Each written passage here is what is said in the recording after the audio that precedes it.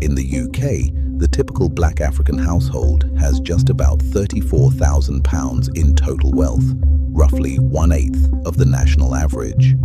In the US, black families, including many African immigrants, hold about 1/10 the wealth of white families. And in Canada, only 40 to 45% of black Canadians own homes versus 73% of the general population, a crucial marker of net worth. These stark statistics frame a troubling paradox. African immigrants, often arriving highly educated and full of ambition, are ending up as the poorest migrant group in these three countries when it comes to net wealth. This documentary explores why. In a blend of academic analysis and emotionally resonant commentary, we dig into how net wealth is calculated and why it matters more than a paycheck. We'll present data revealing the gap in wealth, home ownership, and debt between African immigrants and others. We'll uncover systemic barriers, from hefty visa fees and lack of credit history to mortgage discrimination, job market mismatches, remittance pressures, the black tax, and hurdles to buying homes. We also examine the so-called immigrant paradox. Why aren't second-generation Africans achieving the same upward mobility in wealth as some other groups? Throughout, we integrate big-picture factors, policies, economic structures with everyday realities, household saving habits, and financial decisions. Finally, we look forward. What needs to change in society, and what can Africans in the diaspora do now to start closing this wealth gap? First, let's understand the difference between net wealth and income. We often measure success by income, the jobs landed and salaries earned. But net wealth, also called net worth, is a more complete measure of financial health. It's calculated as the value of everything you own minus everything you owe. In other words, if you sold all assets, cash, investments, property, etc., and paid off all debts, the remaining sum is your net wealth. As the US Census Bureau notes, wealth provides economic security, a cushion in hard times, and a springboard for opportunities. A high income can cover the bills, but wealth builds long-term stability. It funds education, business ventures, retirement, and can be passed down across generations.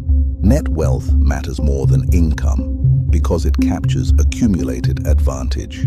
For instance, two families might earn the same paycheck, but if one owns a home and savings while the other has no assets and some debt, their life prospects differ greatly. The family with wealth can handle emergencies and invest in the future. The other lives one crisis away from ruin. Wealth also tends to grow over time through home appreciation, investments, inheritance, widening gaps. That's why analysts focus on net worth when comparing groups. It reveals deep disparities that income might hide. Many African immigrants earn decent incomes, yet still lack wealth. Understanding this gap sets the stage for examining the specific hurdles they face. Let's start with a snapshot of the wealth gap in each country. In United Kingdom, the median total wealth of a black African-headed household in Britain is only about £34,300, the lowest of any major ethnic group. By contrast, the national median is £286,600, and white British and Indian households typically have even more than that. Even black Caribbean households, who have been in the UK longer on average, have a median wealth around £86,000, significantly more than black Africans, but still far below white Britons. A key reason for this wealth gap is home ownership. Only about 20 to 22% of black African households in the UK own their home, compared to roughly 68% of white British households. Since owning property is the primary way British families build wealth, this disparity has left black Africans asset poor. In fact, more than half of black African households sit in the lowest wealth quintile nationally, and very few reach the top bracket. In the United States, racial wealth disparities are well documented. Black households, which include African immigrants and Black Americans together, have a median net worth around $24,500, roughly one-tenth that of white households, whose average net worth is $250,000. Immigrants from Africa contribute to this pattern, even though many earn respectable incomes. In fact, US data show that immigrants from countries like Nigeria, Ghana, and South Africa have higher average household incomes than the US average. Yet even these high earners face the same wealth-building obstacles. Among all US immigrants, there's a wide range. The typical European-born immigrant household has about $376,000 in wealth, and an Asian-born immigrant household about $271,000. But immigrants from the Americas, Latin America, and Caribbean lag at around $41,000. African-born immigrants were not separately listed, but their wealth is likely on the lower end as well. One telling indicator: only about 33% of African-born immigrant households in the US own homes, versus about 49% of Caribbean-born Black immigrants and 64% of the US population overall. Lower homeownership means less equity and lower net worth. Black immigrants do tend to earn more than US-born Black people, but that hasn't closed the wealth gap, indicating that other forces are at work beyond just income. In Canada, official data on wealth by race is limited, but available clues show a similar story. Overall, Canada's home ownership rate is about 73%, yet only 44.5% of Black Canadians, largely of African or Caribbean origin, owned homes as of 2016, the lowest home ownership of any racial group. This suggests a sizable wealth gap, since home equity is a big component of net worth. Studies note that immigrants from Europe and East Asia in Canada have managed to reach wealth parity with native-born Canadians, but other groups, including those from Africa and the Caribbean, remain behind in net worth. Additionally, Black Canadians face income disparities that hinder wealth accumulation. For example, Black men earned only around $37,000 on average in 2016, compared to $60,000 for non-visible minority men. With less income to save and invest, and less likelihood of owning property, it's clear that African diaspora communities in Canada are struggling to build wealth at the same pace as others. In all three countries, the pattern is consistent. African immigrants and their families have far lower accumulated wealth, lower rates of property ownership, and often higher relative debt burdens than most other groups.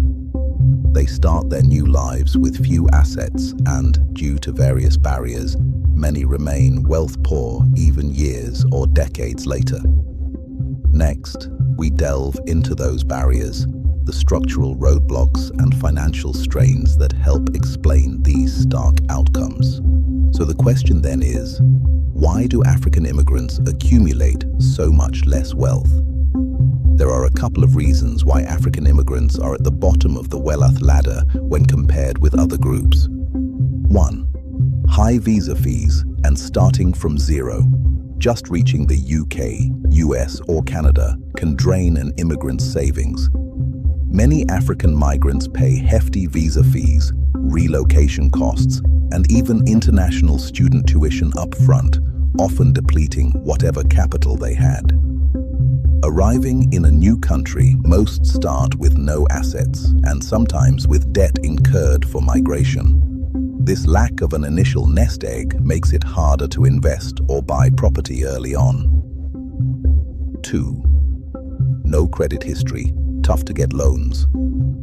Upon arrival, immigrants have no local credit record, which makes it difficult to access loans or credit cards on good terms. With thin credit files, African immigrants might be offered only high-interest credit or be denied mortgages despite stable incomes. A lack of credit means a lack of leverage to purchase homes or business assets at the outset. delaying wealth-building purchases.